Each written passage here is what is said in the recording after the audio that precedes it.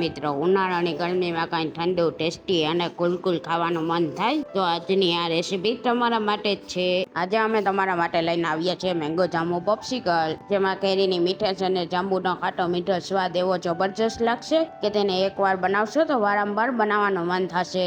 સૌથી ખાસ વાત તો એ છે આ પોપ્સિકલ કોઈ આર્ટિફિશિયલ કલર કે પ્રિઝર્વેટિવનો ઉપયોગ નહીં કરવો પડે, ઘરે જ ખૂબ જ સરળ સામગ્રીથી બનાવી શકશો અને બાળકો હોય કે મોટા બધાને ખૂબ જ પસંદ આવશે। ચલો મિત્રો, વધુ સમય ન બગાડતા શરૂ કરીએ આજની મજેદાર મેંગો જાંબુ પોપ્સિકલની રેસીપી। નવી રેસીપી શીખવા માટે YD મમ્સ કિચન ચેનલને સબસ્ક્રાઇબ કરો, સાથે બેલ આઇકન જરૂરથી દબાવજો નવા રેસીપી વિડીયો સૌથી પહેલા જોવા માટે। જામુન પોપ્સિકલ બધા બનાવીને ખાતા જ હશે, પણ આજે અમે તમારા માટે લઈને આવ્યા છે મેંગો જામુન પોપ્સિકલ। તેને બનાવવા માટે અમે અહીંયા 500 ગ્રામ જાંબુ અને સાથે 2 નંગ કેસર કેરી લીધી છે। સૌથી પહેલા મેંગો પોપ્સિકલ બનાવવા માટે કેરીની છાલ અને ગોઠલાના ભાગને કાઢી કેરીના આ રીતના પીસ કરી લેશું। અહીંયા તમારે કેરીની પસંદગી મીઠી અને ઓછા રેસાવાળી હોય તેવી પસંદ કરવી। તો અહીંયા આપણી કેરીના પીસ થઈ ગયા છે, હવે તેને મિક્સર જારમાં એડ કરી દઈએ। તો કેરીની પોતાની એક નેચરલ મીઠાશ હોય છે, જેથી અમે અહીંયા ફક્ત 3 ચમચી જ ખાંડ એડ કરવાના છીએ। અહીંયા તમે ખાંડનું પ્રમાણ કેરીની મીઠાશ અને તમારા ટેસ્ટ પ્રમાણે વધુ ઓછું કરી શકો છો। અહીંયા આપણે કેરીના પલ્પને થીક રાખવાનો છે, એટલા માટે પાણી એડ કર્યા વગર જ સારી રીતના ગ્રાઇન્ડ કરી કેરીનો સ્મૂથ પલ્પ તૈયાર કરી લેશું। તો તમે જોઈ શકો છો એકદમ સ્મૂથ અને ઘાટો કેરીનો પલ્પ તૈયાર થઈ ગયો છે। હવે જામુન પોપ્સિકલ બનાવવા છરીની મદદથી જાંબુના ઉપરના ભાગને કાઢી ઠળિયાને કાઢી લેશું। અહીંયા તમારે જાંબુની પસંદગી થોડા દળવાળા, મીઠા અને મોટા જાંબુન હોય તેવા પસંદ કરવા। તો અહીંયા મેં બધા જ જાંબુનમાંથી ઠળિયાના ભાગને કાઢી જાંબુનો પલ્પ અલગ કરી લીધો છે। હવે પલ્પને મિક્સર જારમાં એડ કરી દઈએ। હવે તેમાં 5 ચમચી ખાંડને એડ કરી દેશું। ખાંડનું પ્રમાણ જાંબુની મીઠાશ પ્રમાણે વધુ ઓછું કરી શકો છો।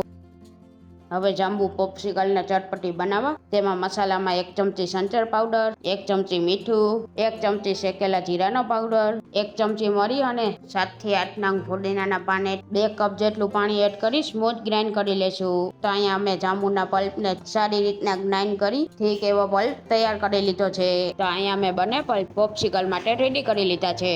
હવે પોપ્સિકલ બનાવવા માટે અમે અહીંયા ગુલ્ફી મોલ્ડ લીધું છે, અહીંયા તમે ટી કપનો પણ ઉપયોગ કરી શકો છો। હવે ગુલ્ફી મોલ્ડમાં તૈયાર કરેલા મેંગો પલ્પને એડ કરી દઈએ।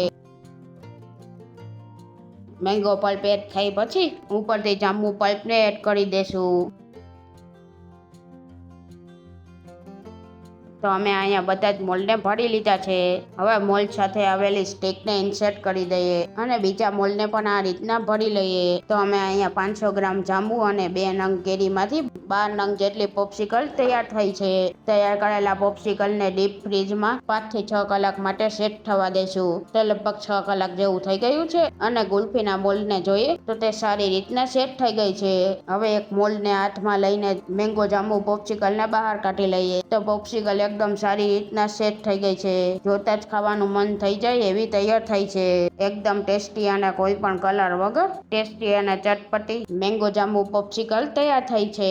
એકવાર આ રીતે બાળકોને ખવડાવશો તો બાળકો બહારની મેંગો ડોલી આઈસ્ક્રીમ પણ ભૂલી જશે અને બાળકો વારંવાર આ જ માગશે। કોઈ પણ જાતના પ્રિઝર્વેટિવ કે કલરના ઉપયોગ વગર બની છે ને આપણી એકદમ બજારને ટક્કર મારે એવી મેંગો જાંબુ પોપ્સિકલ। જો તમને મારી આજની રેસીપી ગમી હોય તો મારા વિડીયોમાં એક લાઈક, કમેન્ટ કરી આ રેસીપીને ફ્રેન્ડ ફેમિલીમાં જરૂરથી શેર કરજો અને અમારી ચેનલને સબસ્ક્રાઇબ કરવાનું ન ભૂલશો। ફરી મળીએ નવી રેસીપી સાથે।